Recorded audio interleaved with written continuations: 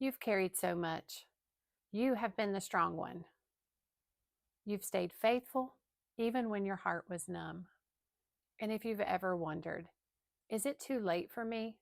Can I really be whole again? I'm here to tell you, it's not too late. You're not too far gone. You're not too broken. This is your invitation back to wholeness. There was a moment in my journey when I had to admit that there was something broken inside of me. Not because I didn't love God, but because I didn't know how to let Him love me. I was tired of striving, tired of the cycles, tired of pretending everything was okay. And it wasn't shame that woke me up, it was hunger. It was hunger for more, for real rest, for joy, and for love that actually reached me. When I stopped performing and started surrendering, God showed me that wholeness is not a destination. It's a relationship. He showed me the root system of my disconnection, the lies, the vows, the discontentment, and He didn't shame me for them. He healed me.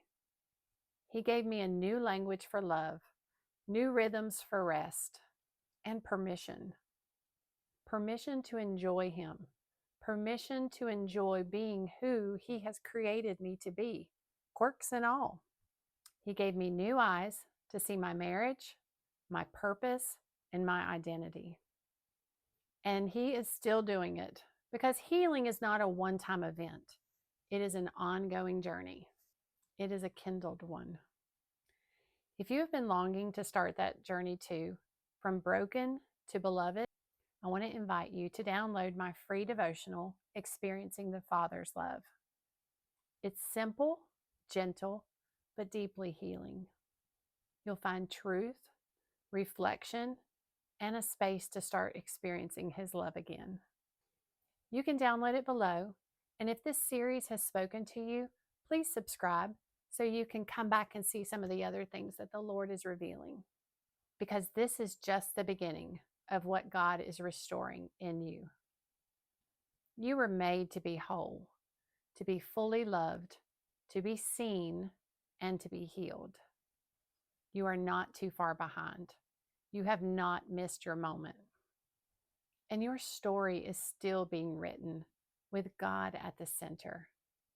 Let this be your turning point, not because you've finally gotten it all together, because you are finally ready to be held.